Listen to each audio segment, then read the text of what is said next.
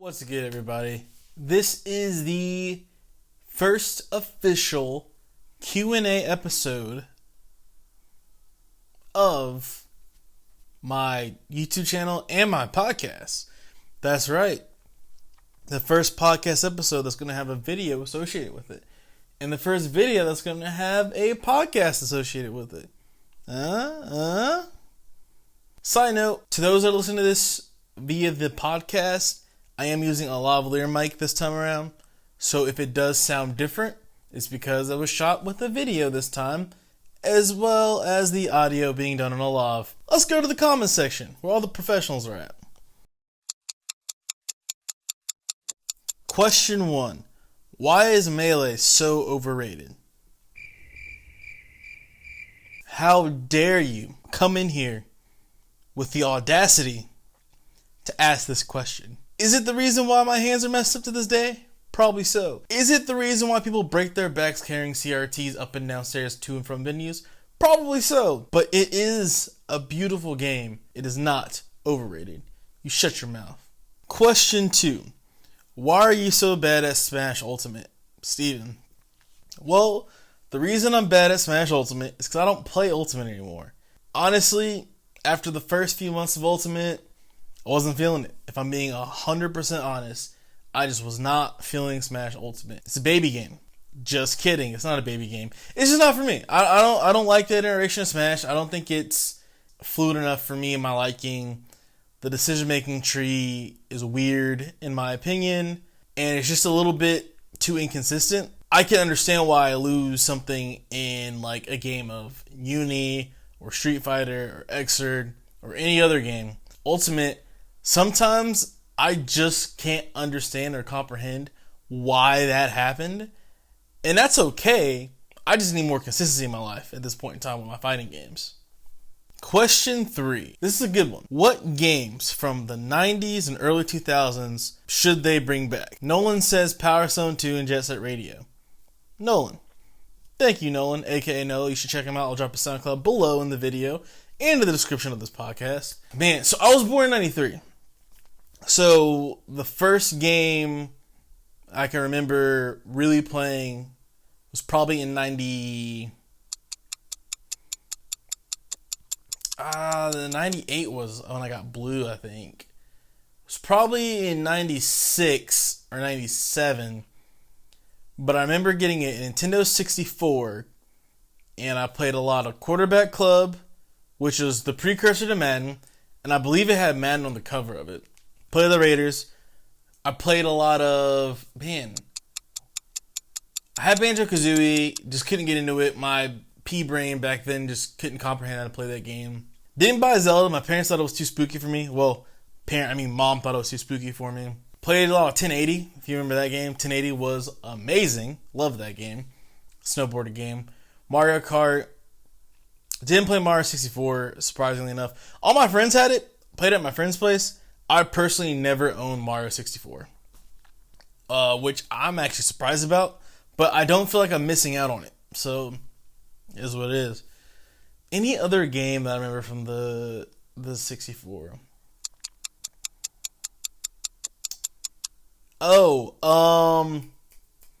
Pokemon Stadium and Pokemon Stadium 2. Love those games. When they added the pack that you could put your copy of the game at the bottom of it too in your controller and you could read your Pokemon off and challenge the gyms. Also, those games low-key cheated in the gym battles and the typing matches were garbage. Straight trash. I'd say early 2000s, the games that I played the most... Oh, I almost forgot. Let me run it back. Late 90s was Pokemon Blue, Pokemon Yellow, which, fun fact, I never beat those games in the original form. In fact, I still have the cartridges at my parents' house, and I can tell you, I got to the part where Snorlax was in the way, and I never beat it. I beat them again in green, and by green I mean leaf green and fire red. I have both of those games, one in English, one in Japanese. But yeah, never beat blue, never beat yellow. But I did beat everything else so far. I was a handheld kid. I love my Game Boy. I was always the kid that like We pull up to Walmart, and Mom's like, put the game away. I'm in the middle of a battle. Can't stop. Pokemon's definitely in the games that I played the most, put the most hours in. 90s, 2000s. So we're going from that blue, yellow, silver, crystal, and I want to say that was it for the 90s to the early 2000s Pokemon that I played. Besides Stadium and Stadium 2. Oh, should they bring back? Wow, I wasn't even answering the question. Stupid. What game should they bring back? So from the 90s, I can't think of a game that I can actually say I want to see them bring back in the 90s aspect. Feel like that was a pretty good era. We can move on from that because, like I said, I was born in 93. So a lot of my gaming memories were formed later in around from 98 to now. 2000s wise, I'd love to see Beautiful Joe, which I know Beautiful Joe is part of that trilogy that Wonderful 101 is part of that's coming out. But Beautiful Joe would be nice to be revitalized and brought back. 90s F-Zero. I love a proper F-Zero game that's not racing, that is him being a bounty hunter. Because Douglas C. Falcon is a bounty hunter. But we don't talk about that aspect. We just know him as a racer. I mean, we got a Kirby game. A newer Kirby game would be nice too. A proper Tales of Symphonia sequel. Not the Dawn of a New Age or whatever that crap was. That was bad. That was so bad I just stopped playing it because nobody liked it. We finally got Kingdom Hearts. We got FF7 Remake that brought back. So there's not many games from that era I can think of that I really, really, really want back. Because we're already getting them. I played a lot more Nintendo. So Nintendo's been really good about putting out their older games on newer systems. Except GameCube for some reason. And Game Boy Advance, which... Come on, give me my Tactics Advance. Bring Tactics Advance back. How about that? My last one. Bring back Final Fantasy Tactics Advance for the Game Boy Advance on the Switch. End of rant. Question 4. How do you feel about Google Stadia? Mitchell. I'm glad you asked, Mitchell. Or Mitch. So, I'm working on a project for Stadia. And by working on it, I mean I need to actually play Stadia.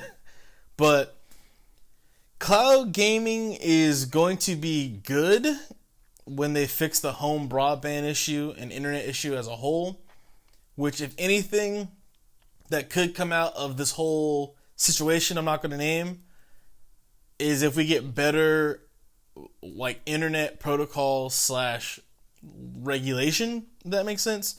Where now they're saying that everybody needs to have internet and there shouldn't be data caps, there shouldn't be all this other stuff. Just let us pay for the speeds we want. Let us pay for how fast we want our internet to be. I don't mind shelling out $100 a month if I'm guaranteed 2 gigabytes of like speed per month. Just give me the option and don't cap me per month. Because I'm always on it. Everything we do is streaming. But Stadia had a terrible, terrible, terrible launch. And it's playing the makeup game. And it's not doing a good job at it. And the problem with them not doing a good job with the makeup game is that they're going to screw over other cloud services like NVIDIA GeForce Now, which they shot themselves in the foot by not getting their games okayed by publishers to have on their platform. And they're also going to screw over things like xCloud, which I got to mess with xCloud a little bit. Sorry. xCloud a little bit. I need water. Jeez.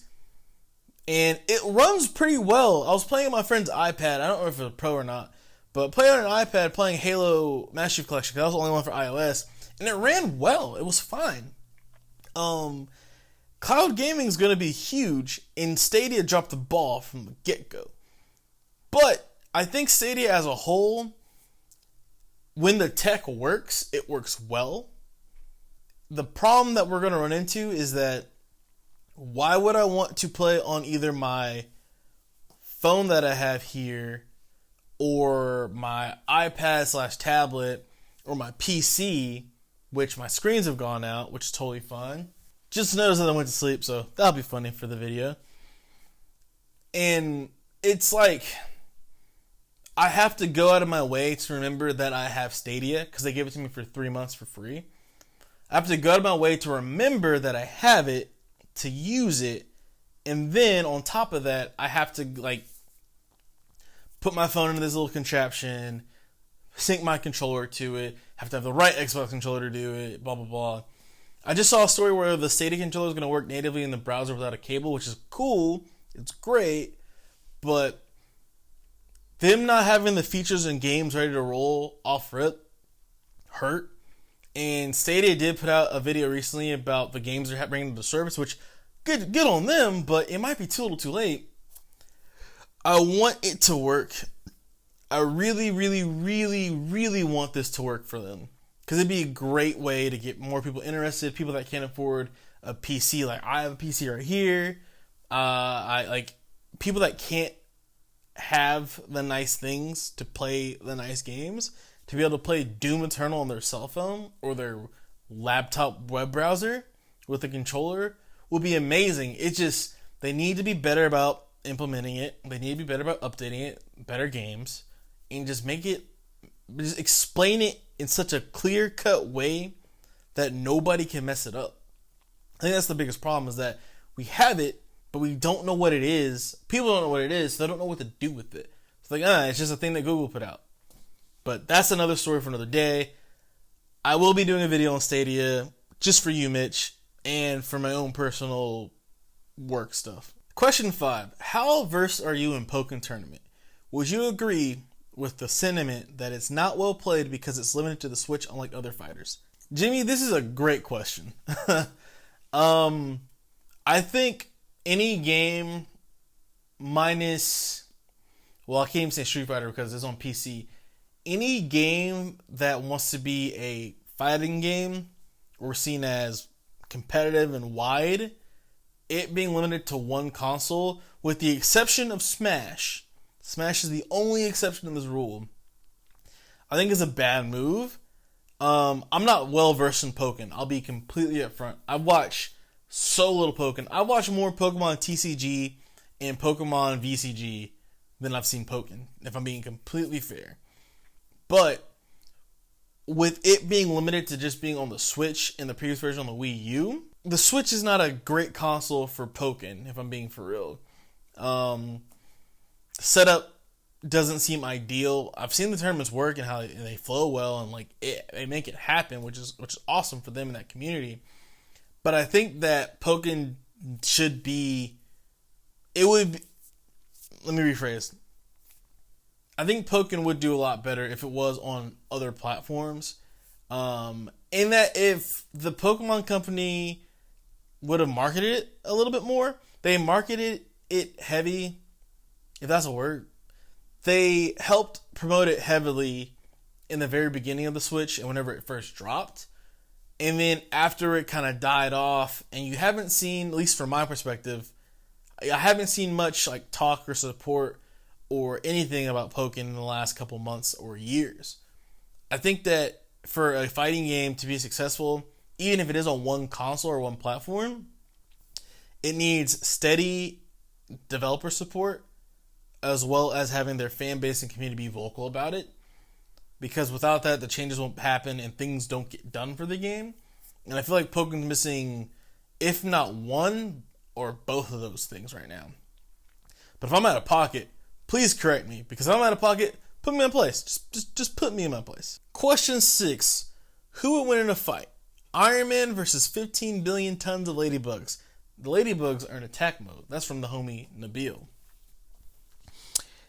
If we get Iron Man with all the suits like in Iron Man 3 and they just come raining down, Iron Man free.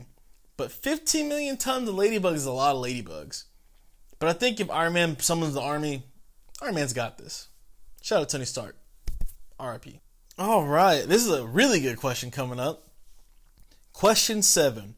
What are your thoughts about publishers pushing deadlines, forcing developers to have unreasonable standards for their employees, causing many issues, most recently with the Naughty Dog and Game Leaks? Nemo. I'm glad I waited to do this video because I was going to do this yesterday. Well, the 4th, film it. But I saw something today that cleared some stuff up. The Naughty Dog leak wasn't even a disgruntled employee. It was some hackers that did it because they could, and they just did it because look, it's easy to breach this data. Beep, boop, boop, beep, boop. Done. Leak it to the world, baby. And so that sucks. That really sucks. That's scummy. You hate to see leaks like that, like with Capcom last year at EVO, whenever, was it Evo? I think it was Evo last year. Whenever they dropped the new characters, Lucia, all them, whatever. You hate to see that happen. This is going to be really bad. It's going to sound bad. Hopefully I can explain it well enough. When you sign up to be on a game in the development side, you have to do your research and know what you're getting into. And that's going to be part of the deal. I'm sure other industries have crunch, like games, aerospace. You know, Tesla had their stuff going on the last couple of years with getting production up and running. It sucks. It's part of the job. So understand from a management perspective and business side why it's a thing. Also want to point out that not all crunch is quote unquote bad crunch. It just has a negative connotation to it. It does suck because these people, I'm thinking back because now I'm thinking about Gearbox, how those employees got screwed over. Those employees got screwed over, their bonuses and whatnot, and it sucks because it just sucks. That's the hard part about this question, because me not being in the industry is really hard to say that, oh, crunch this, crunch that. I understand why, like I said, I understand why it's in place and what it's about. I wish there was a better way of going about it so the employees and people could feel better about themselves. The only thing that I can say that's been even close to crunch was when I worked at my old job, having to deal with the you-know-what gate and our store being destroyed by people. And that was awful. That was my closest experience I'll probably ever get to crunch. And it's terrible. It's an awful feeling because you're just overworked. You don't see the light at the end of the tunnel. You're wondering if all this work is worth it in the end. Do these people even care about me? Do my managers care about me? All this other stuff. There should be better resources in place for employees to seek the mental help and guidance they need. I was fortunate enough to work for a company that really believed in that, so I had those resources to it. I use them every now and then, and they helped having counseling and things of that nature. But I think ultimately it comes down to companies and organizations need to value their people more than they value their product. And I get you want to have a rockstar game, an amazing game, a 5-star, 10 out of 10, win all the awards and whatnot. But what is the point of your game getting all these accolades if your people hate working there and your turnover's high? There's got to be a happy medium. There's got to be something going on there to where everybody can win. And without that, I think we're still going to see crunch and good games, but we're going to see a lot of people disgruntled and whatnot. Question 9. Why do I get bored of all Switch games after 2 weeks max? Oliver. You know, that's actually not a bad question now that I think about it. I think it's the Switch has an appeal to a certain audience, and if you're not the audience they're looking for, you're not going to find too much enjoyment in the Switch. Me personally, I love my Switch Lite. It's in the other room. I have a regular Switch as well. What I do with my Switch, how I treat it, is honestly, I will play my Xbox, my PS4, my PC, if not every day, every other day. I'll run through sprints with my Switch. And I think Nintendo's happy being in that place with people like me that are older, and they want the younger crowd to be the more active gamers in that category. Sorry for using the slur. But for me, it's like I will go through and sprint through a game or play a game for like a week to a month on my Switch. I'll put my Switch down for 2 to 3 weeks and not touch it, not even look at it. Just put it on the charger every now and then. And I think that's fun because you're not going to like everything you pick up, and you can't spend all your money on video games unless you're just blessed like that, which if you are, nice. But it's okay to not want to be playing a game all the time. I have Animal Crossing right now. I'll tell you right now, I haven't touched the game in a week. I'll play the game 2-3 times a week, not touch it for another week. And I like the game, it's just that it's not in my nature to want to play Animal Crossing all the time, and that's perfectly okay. That's totally fine. I think if we're more open with ourselves and understanding our buying habits and behaviors and what we like and don't like, we'll see that it's okay to not follow the trends and buy everything everybody buys. I've been guilty of that, of buying so many multiplayer games to play with friends and they go on and beat it while I'm at work and stuff or in school. And now I have a game that I gotta play by myself that I really hate playing because it's hella hard and hella boring without your friends. And I think with the Switch, it's just a secondary device to me, myself. So like tonight, I'll probably play an hour or two of Octopath Traveler on the couch while something on TV playing in the background. Then I'll go to sleep, I'll wake up, I'll go all day, touch Octopath later in the day. It's because it's a good wind down thing. But honestly, you know yourself. You know what you like and don't like. 2 weeks is fine. You just move on to the next thing, come back to it. It'll be there. It'll be there when you're done. Question 10. Name a funky character that you love to play that is not considered the meta, A rank, or top tier. In fact, give one answer per fighting game you love. First of all, I don't love any fighting game. That's a lie. I like most fighting games and love most of them and the genre itself. That's a lie. Man, so I adopted last year the phrasing of, I think it was Sanford Kelly, if you want to win, play a top tier. So I've been playing nothing but top tiers because forget trying hard with gimmicks and setups and whatnot with characters. I want to win matches. But if I had to pick, in Smash, I like playing Captain Falcon in Smash, and then Roy. I don't think Roy's top tier anymore. He was when the game first dropped. Roy was going brazy on these people, but I think the Roy hype's calmed down a little bit. I haven't played in a while. In Guilty Gear, Xrd Rev 2, I play mainly Kai, who arguably is a top tier / not popular amongst other people character.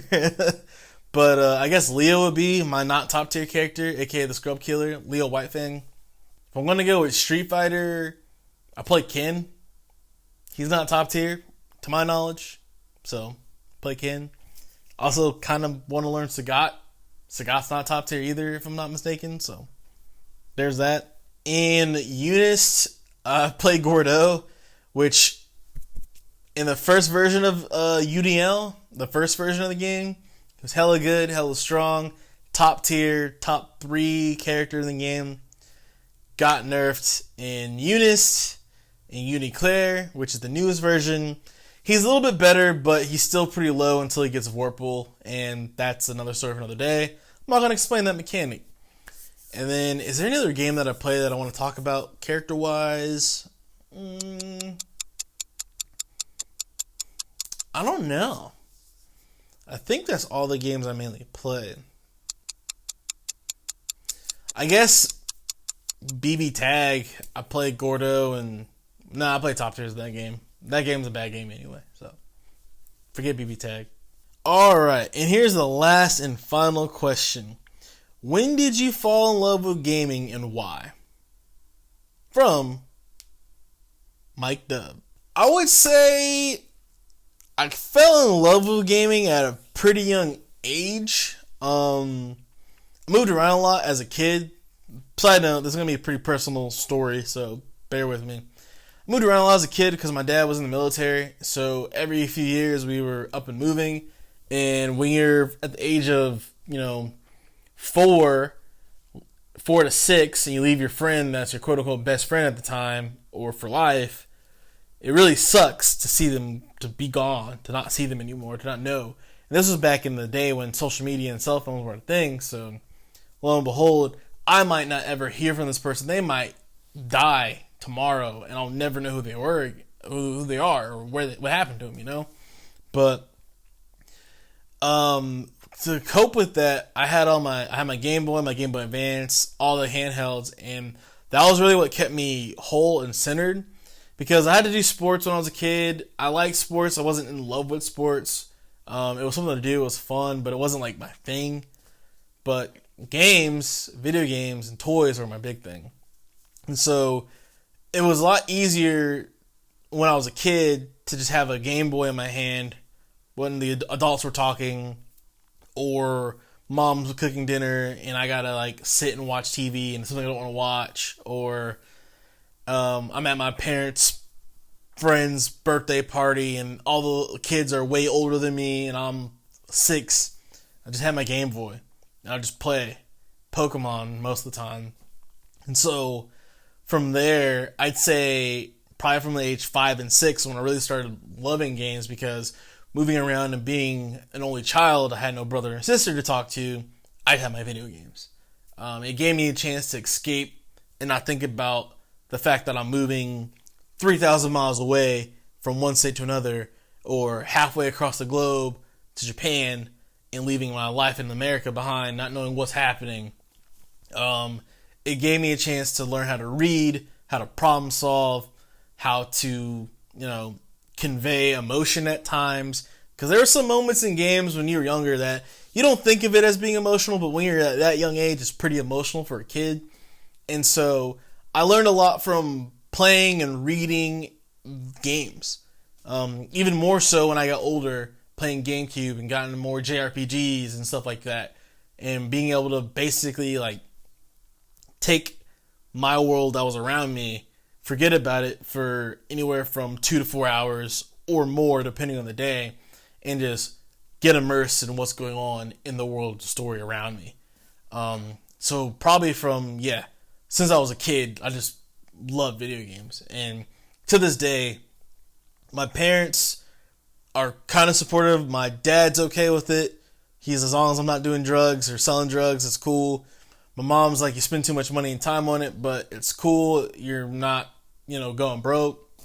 And so I don't think there's ever going to be a time in my life where I don't play video games, let alone own a console or a PC for games anymore. The important thing to note is that when you're at a certain age, between 10 and 14, 15, it's so much easier to meet friends through having a common interest in a game than it was to go through and playing sports and in classes and whatnot. Because a lot of times what would happen is you'd hear that so-and-so wants this Pokemon, or, oh, they want help playing this. And back then we had the multi-tap, or not the multi-link. You put in your Game Boy from one Game Boy to all the other ones, and you just sit in the corner.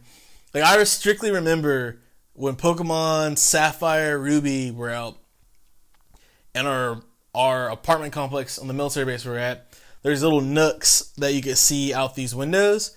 And whenever it was too hot outside and we wanted to do Pokemon battles or wanted to trade, we'd go sit in these nooks, have the cable linked up, sit in a circle/square or whatever, and just trade Pokemon, battle Pokemon and whatnot back and forth. And that's how we spent our afternoon and evening. In fact, I still have I'll do a video over my old retro game stuff that I have. It's not too much now because I'm Idiot Boy sold some stuff, but I'm going to go over that. But yeah, it was social wise, it helped me meet people, helped me learn how to make friends, and not be stuck to myself, because moving so much when you're young, it may not look like it now, at least people that know me personally, but it's really hard and taxing on the body, because you learn to compartmentalize things in relationships. You never want to establish or have a deep relationship with people, because at a certain point you're leaving. Either you're leaving or they're leaving. And so you just kind of are friends in the moment, and you don't expect to be friends at all time. And I still struggle with this to this day, of following up with people and hanging out with people and contacting people, because I'm so used to, in the last I'm 26, about to be 27. So for the first, essentially 17 years of my life, I moved every 3 years. It's still weird to be in a place that I'm at for long term and have those people be around. And so now it's a little bit harder, because we're not all playing games. We're doing other stuff in life. We're working. We're doing this. We're doing that. But I still have friends I can hit up on Xbox Live, PSN, Discord or whatever, and say, hey, let's play some games. And it's like the relationship never ended. So it still helps me socially to contact people and have fun and be a friend. And then just coping with things in life, especially right now. You might see this in my tweets or whatever, but I've been having some back issues the last couple months, and it's good to be able to just kind of sit and chill and play a game and not think about what's going on with my back and the money I got to spend to hopefully get all this taken care of.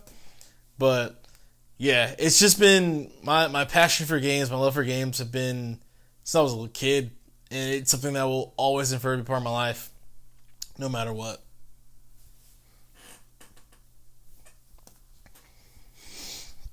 All right, let's bring it on home. Thank you guys for coming by, watching this little Q&A video I made. I hope you like it. If you don't like it, give me a thumbs down. If you do like it, give me a thumbs up. I'm going to do the cheesy YouTuber stuff, saying like, comment, subscribe, share, bell icon. Did I miss anything? Links down below. But thank you for giving me some moments of your day. Hopefully this brighten your day a little bit, distract you from whatever's going on in the world, and give you some time to just kind of like chill and relax with me. Really appreciate you. Really appreciate what you do. And take it easy. I'll catch you on the next one.